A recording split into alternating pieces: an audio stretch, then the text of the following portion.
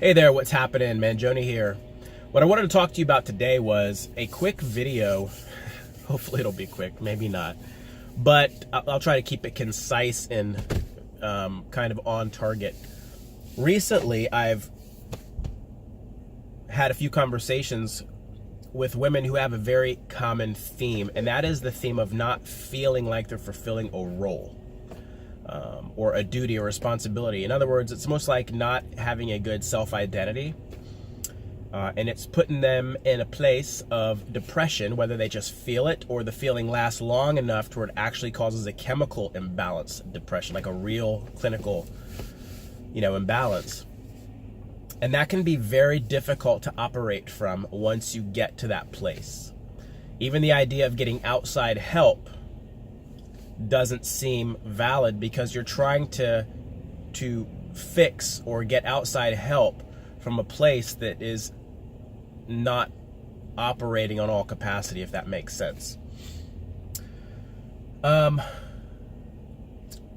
So there's no traction, I guess, is what I'm saying. There's no intelligent traction. You're smart enough to know what traction is and what it would take to get out of this rut or this depression, but you don't have the reasoning capability, the emotional and intelligent traction, and to actually go out and get some help. This is often the case with people who find themselves depressed and they're in bed, they're bedridden, they're so depressed they can't leave the house because the idea of leaving the house kind of comes from the depressed mindset.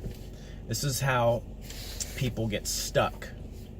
And on a smaller level than clinical depression, where it's this powerful, I'm in bed and can't move, a lot of people, I believe, and in the instance I'm going to talk about, women in general, have this feeling, this depressed feeling that they're not fulfilling this role, and it causes this little depressive kind of trickle constantly into their mindset that they're not fulfilling this role.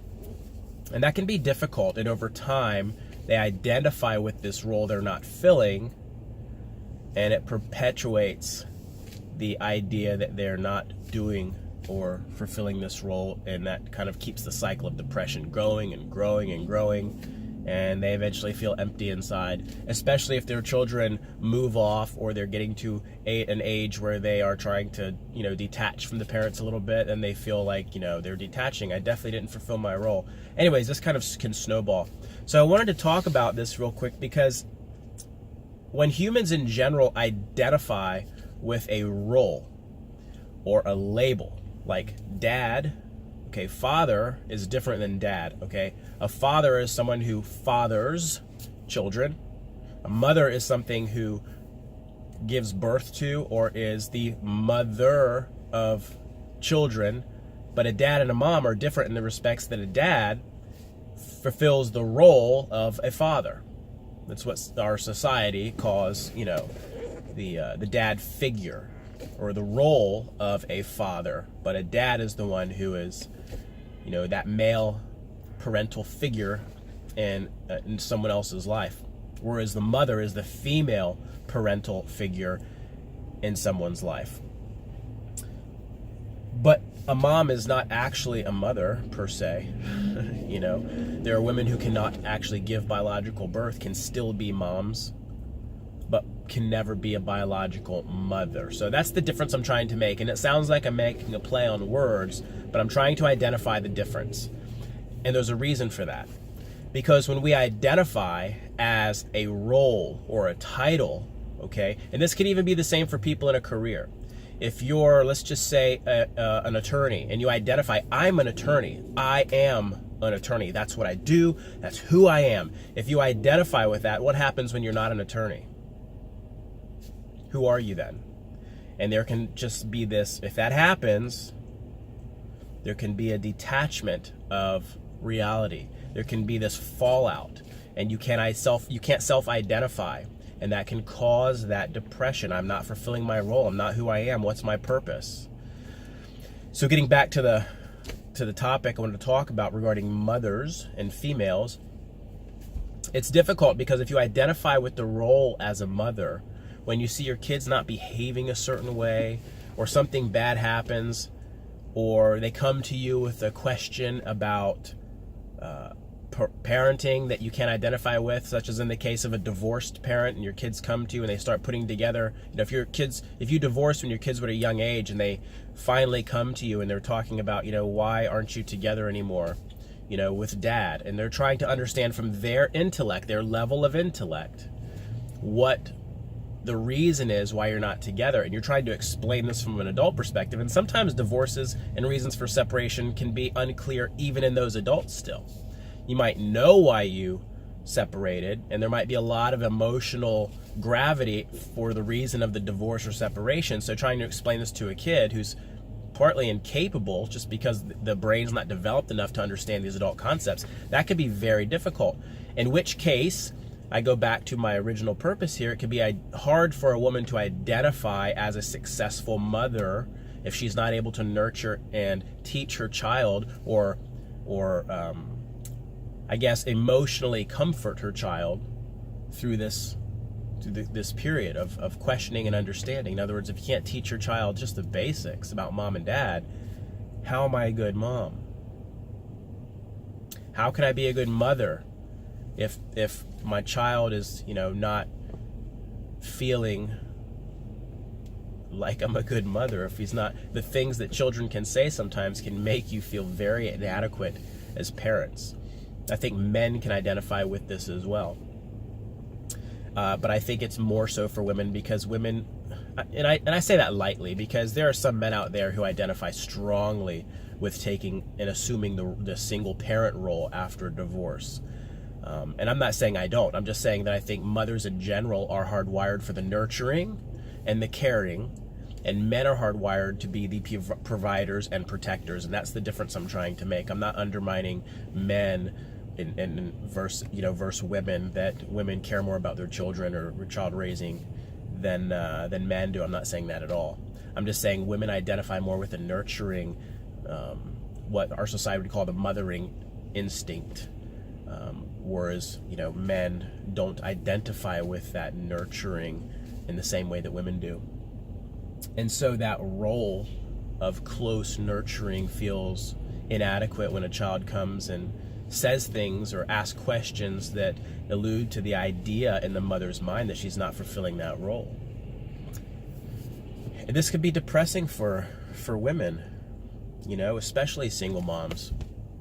And I've heard this very often over and over from multiple women.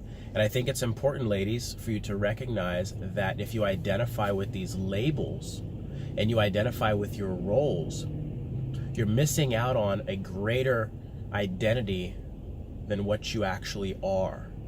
What you are is an eternal entity, okay? And the role of motherhood, whether biological or the role of motherhood or being a mom, of non-biological, positioning in a family, whether it's a single mom family, if you want to call it that, is simply a role that this entity you are is playing. Now, the great thing about understanding this is that once you transcend the idea that you're just a mom or just a mother, that's your only duty, once you transcend that, the idea of motherhood and being a mom can become a tool and an experience that helps this eternal entity grow through that experience. As a matter of fact, I think that in many ways, the roles we assume in life, we assume partly subconsciously, but I want to even go deeper than just subconsciously, because subconsciously would be like a mental thing. I think it's more of a spiritual subconscious. How would I call that? There's probably a deeper word for that I'm not remembering right now, but it's a spiritual subconscious more than a psychological subconscious. But I think we position ourselves from that spiritual subconscious to assume certain roles, because that is what our spirit, our eternal entity self, needs to advance. Are you following me on this? This is it's a couple layers deep. It's more than one layer deep. Anyways, I think once you identify that, you're able to transcend the roles that you play, to identify with the greater entity that you are, And then sometimes this can be just the awareness is enough to have an aha moment. For me, I had an epiphany when I realized that I didn't assume these roles. And mine had a lot to do with single parenting and also my career and also my finances. I was identifying with who I was at this time, and I had to train myself to recognize that I was a greater entity than all of this. And these were roles that I was assuming I was, but I wasn't. I was identifying very strongly with these roles. And believe it or not, these roles are created, by our small self, our false self, if you want to call it that, but the ego. Now, we move into these roles by the greater self, but we identify with them through the smaller self. So keep this in mind, and I hope this has kind of laid a little bit of a foundation about things that are helpful to you, especially if you're stuck or you identify with a certain position in your company, a certain mindset that you might identify with as yourself. But it can be very useful to recognize what role you're in and who you actually are, and to look at that role as a tool, okay? A catalyst, if you will, rather than an anchor point, okay? If it's an anchor, it stops your spiritual growth. If that same role you identify with is a tool rather than just an anchor, that tool can be put to use for the experiences that grow your spirit. And sometimes that depression you feel is an indicator that the role you've assumed or the mindset that you have, which is kind of the same thing if you think about what I've been talking about, no longer serves the growth of who you actually are, the growth of the greater entity. So if you're feeling depressed and you want to get back to where you were, the truth is you can not go back to where you were, okay? You can go back and to assume that role, but eventually the same issues may come up. What you need to understand is that depression can be an indicator that it's time to move out of the place you are, move out of the mindset, move out of the role. And the best way is through advancement. And sometimes when you're in that rut, it's important to get outside help, okay? And the greatest help you can get is through that which created you, okay? This is how I'm going to end this. Asking, putting it out there to God, to the universe, whatever you identify with as your creator and your source, okay? The Tao talks about that which you can label and name no longer exists. So this is why, to those of you who are Christian, when I associate God with the universe or whatever your source is, I don't want to take away from the Christian mindset or from any religious idea, because I'm not trying to be religious at all. I'm talking about your creator, that which created us. You know, the stardust that came together, however you want it. It doesn't matter. What the matter is we are created by something. There's an intelligence that created us. And if you don't identify with that at all, then whatever you do identify with as making you able to understand it, that is what I'm talking about for you.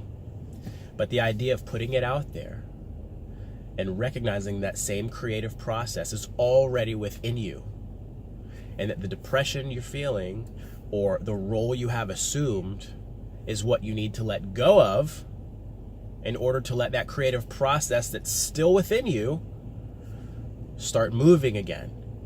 We often get in the way of that. And again, in that depressed state, that is kind of your spiritual growth spinning its wheels, and you misidentifying with the growth process and feeling stuck and depressed, and that's just an indicator that it's time to grow, time to move. And you can't operate from that platform.